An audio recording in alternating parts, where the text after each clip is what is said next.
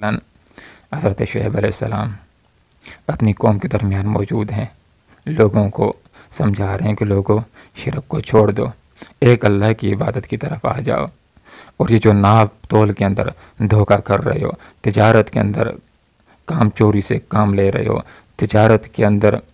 जो धोखाधड़ी कर रहे हो,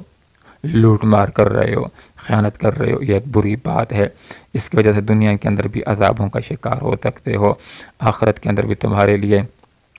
बहुत बड़ी सज़ा का मुझे अंदेशा है। जब हज़रत शुएब अलैहिस्सलाम ने उनको ये बात समझाई और दीन की दावत दी तो लोगों ने कहा, या शुएब, ए शुएब, असलातुका तअमुरुका, क्या तेरी नमाज़ें तुम्हें हुक्म देती हैं कि तुम हमें हुक्म करो कि हम अपने आबा व अजदाद के तौर तरीक़ों को छोड़ दें,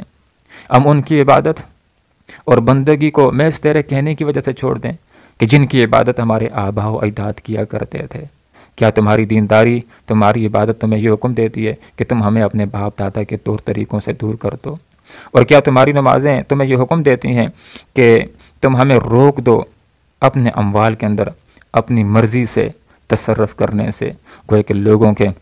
दिल व दिमाग के अंदर ये बात थी कि इबादत ये एक बंदे का अल्लाह के साथ प्राइवेट मामला है, जो नमाज़ें पढ़ता है तो पढ़ता रहे, लेकिन दूसरों को अच्छी बात बतलाने की कोशिश ना करे, ये उसका ज़ाती मामला है, बस वो करता रहे। लेकिन ऐसी बात नहीं है। जो मोमिन होता है, जो मुसलमान होता है, ख़ुद भी नमाज़ पढ़ता है, दूसरों की भी अच्छी बात की तालीम करता है, ख़ुद भी बुराइयों से रुकता है, औरों को भी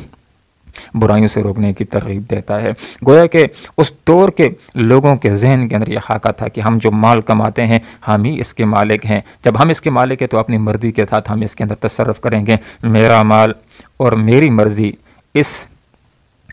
फार्मूले के ऊपर वो अपनी ज़िंदगी को गुजार रहे थे। आज ये कि इस्लाम ने इंसान को ये तालीम दी है कि माल का मालिक ए इंसान तू नहीं है, इस माल का मालिक अगर कोई है तो अल्लाह रब्बुल आलमीन है। ये माल तेरे पास अल्लाह की तरफ से वक्ती तौर पर एक अमानत है और इसके बारे में आखिरत में तुमसे पूछा जाएगा। आखिरत के अंदर जो 5 सवालात होंगे उसमें से 2 सवाल ये होंगे कि माल को कैसे कमाया था, हलाल के ज़रिए से या हराम के ज़रिए से, और एक सवाल ये होगा कि माल को खर्च कैसे किया था, हलाल रास्तों के ऊपर या नाजायज़ रास्तों के ऊपर।